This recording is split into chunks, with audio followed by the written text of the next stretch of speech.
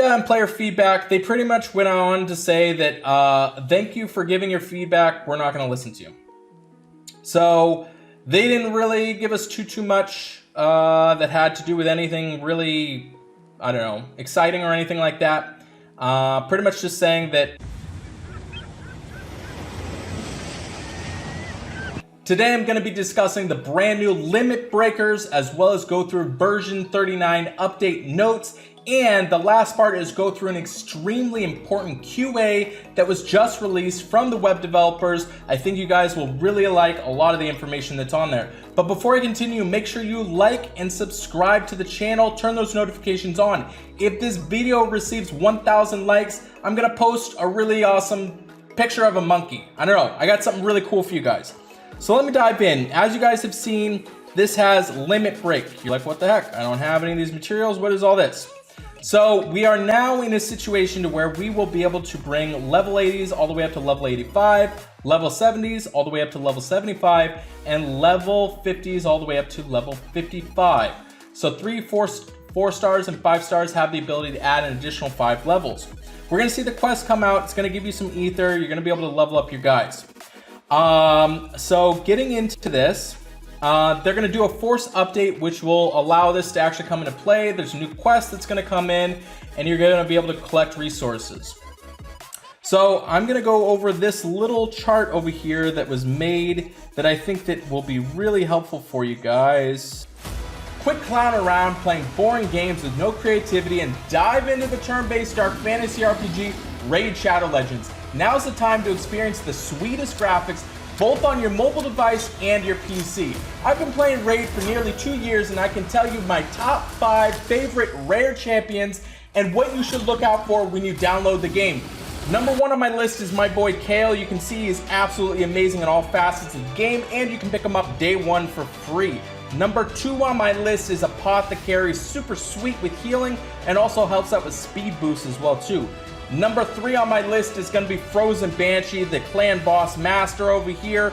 And number 4 on my list is Reliquary Tender, really cool healing ability, as well as a call to life, which revives your characters. And then number 5 on my list is War Maiden, the powerhouse on PvP offensive. What I like about Raid is the list that I just mentioned is 3-star champions that you can bring all the way up to 6 stars. So you get super easy to obtain champions that are also really powerful. Another thing that I really like about it is they have creative new content that is always coming out. They have the Doom Tower that forces you to use unique champions to battle through. Speaking of the Doom Tower, they just released a brand new version this month, which comes with 120 floors and a wild assortment of difficult bosses. You get a whole bunch of great rewards by completing it. They have brand new champions that just got released in the month of June, and it looks like the big winner is a new faction, Shadowkin. They added Glory, Assassin, Lady Kimmy, and a whole bunch of others. If you want a huge head start in Raid, all you gotta do, click on the link in the description, or you can scan the QR code and you will receive 200,000 silver, 1 XP boost, 1 energy refill, and 1 ancient shard, and 1 free epic champion, Chonaru, who's amazing in the Doom Tower and was just released in the Shadowkin faction. Thanks again, Raid Shadow Legends. Let me dive back into the video for you guys. So this was made by, it looks like, Very Quietly, so good work on her. Essentially what the limit break is a way to level up your heroes beyond the previous level cap. It uses ether, which comes in 3 rarities, tier 1, 2, and 3. Can be obtained through Mirage of Omega Quest. It's going to appear 1 to 2 times a month. And it's going to focus on a specific element. The corresponding element that you pick will have a higher chance to increase either attack or increase special skill power. They're going to have elite enemies with special skills and mana bars. And then once you have sufficient ether, you can limit break a different hero. It depends on the stats there. And you can level up the hero 5 more levels using feeders, food, iron, and in some instance materials. Each level provides a corresponding boost to the hero stats. And then when they're fully maxed, you have 113%, 108.6, and 107.6% is going to be what we're looking at. To limit break a costume, you must first limit break the hero. So if you have costume heroes, you're going to need to limit break the actual hero first. These are the different costs for it. You've got the different tiers over here. Team Power, HP Boss, this is what it's gonna cost, and that's what you're gonna get. Getting into the different categories, like I said, Rare goes up to 55, 75 on Epic, and 85 on Legendary. And this is some of the resources that it's gonna cost you. If you look down here at the bottom here, you're gonna see there's the Orb, and then Trap Tools, the Hidden Blade, the Shields, that kind of stuff. So these are the different things. Make sure you screen capture this in full so you can look at it yourself going into it. So great resource here that kind of explains things. Now it's really important if you are going to be limit breaking, I highly recommend that you limit break heroes that are going to be on your defense, and then next after that would be Titan, and then after that would be offensive heroes. So I would recommend that in that order. Now, what's an even better character would be a character that would be also on your Titan team. So a defensive character that is also on your Titan team. For instance, Frigg is going to be an amazing hero to limit break because it can be on a whole bunch of defenses and is also on your Titan team as well too. Now, these are not going to be super liberal. I don't know if they're ever going to allow people to use like reset tokens. I'm sure if we push as a community, that's something that they'll be able to implement, but it's going to be really important that the heroes that you limit break, I personally recommend based on what level you're at, beginner, intermediate, or advanced is going to be kind of dependent on what you're going to limit break. Myself personally, it's going to be defensive heroes because I'm playing more at an end level in the game. Maybe there's going to be some players that are going to limit break 3 stars and maybe regret it way later on, but play to wherever you're fitting in right now. So going through the version 39 update notes, this, if you look right in here, you go into your inbox, you're going to see that version 39 was released. You click on more info, and this tells us everything that's going on. So this talks about the limit break. We already discussed what it's going to consist of. The limit break unlocks at player level 10. You have fire, ice, nature, all that kind of 1, 2, and 3. And then new mirages of Omega Quest added, finishing the stages awards ether items. So ethers are also added to war loot and also added to raid tournament loot. It doesn't say anything about Titans, so people that are merking might want to find a clan to jump in and stick around with an alliance. So new hero costumes are added for Yunnan and Rana in the seasonal summon. So if you have some tokens, you might want to pull for that. Honestly, this is going to be the first time that we have event heroes that are getting a costume, and they're not that great, to be honest with you. I'm not really too stoked on Yunnan or Rana costumes. We'll see what ends up happening when they actually release it. Now, this is all really important here. Added a bonus draw to receive legendary costumes from the Hero Academy if the retained hero has a costume. So what this means is if you use the Hero Academy, you end up pulling Marjana, you have a chance to get the costume. Now, they have said that it is going to be a 5% chance to get the costume. So you have a 5% chance to potentially get Marjana costume, Leonidas costume, yeah, those are kind of the really big ones. Also, Caitlyn costume, obviously, for defense. So the rest of this, other changes and fixes, nothing too crazy or important. Stuff about Finley, breaking of the chain, that kind of situation. Letitia, very odd stuff. Nothing too wild in this. That really requires too much of an emphasis. Some little things, but definitely you can go through and you can read this on your own. Now, the next most important thing is we're going to go over the QA with the developers. Now, if you've reached this part in this content video and you're not subscribed, please do me a favor and subscribe. It means a lot to me when you guys do. I see about 40% of you guys watch the videos, you watch a ton of it, and yet you don't subscribe. So subscribing really does help out, and also liking that video if you're liking the content. So what I did is I just did a live stream on this a couple of days ago where I went through and I read everything. I'm not going to bore you by doing that. I'm going to give you kind of the abbreviated version of everything and discuss what's going on with the notes. So I'll post a link in the bottom in the description as well as in the comments, so you'll be able to read through the Q&A. It's quite lengthy, and I just kind of picked the most important parts. You can definitely know in the comments what you think is relevant. So one thing that I saw that I grabbed was the fact that they have said that they are going to come out with season 5. They usually do these. It takes about a year or so. So they already have plans for season 5. And I'm assuming that they'll probably continue it on after that. So that's important to know.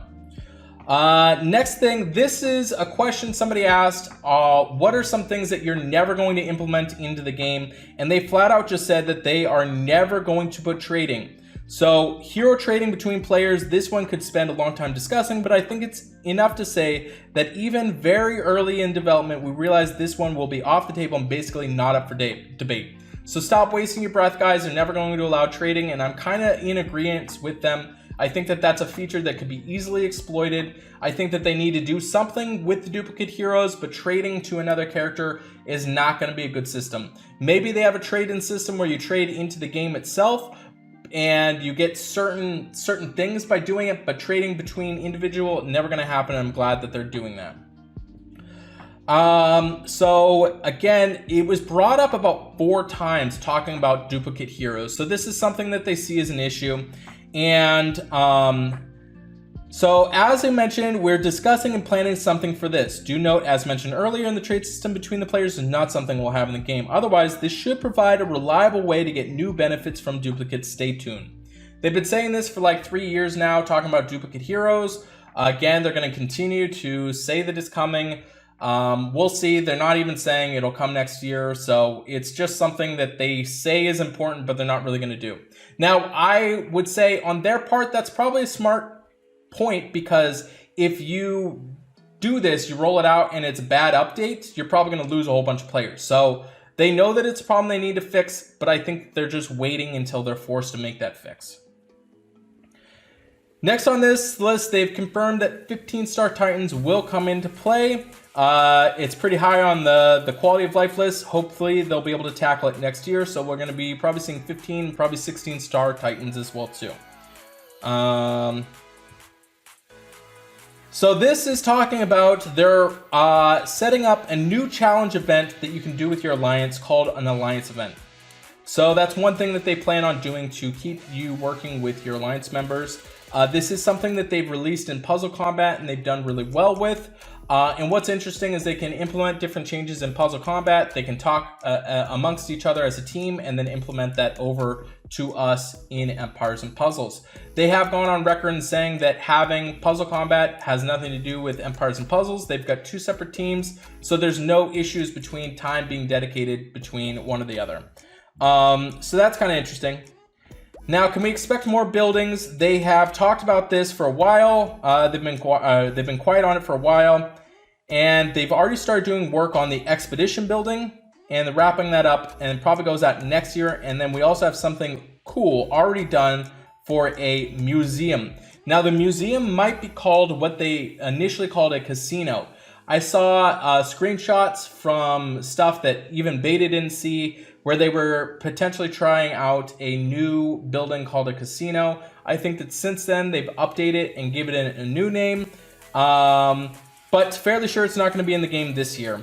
So yeah, plenty of plans here, some even quite huge or super huge. So pretty big plans.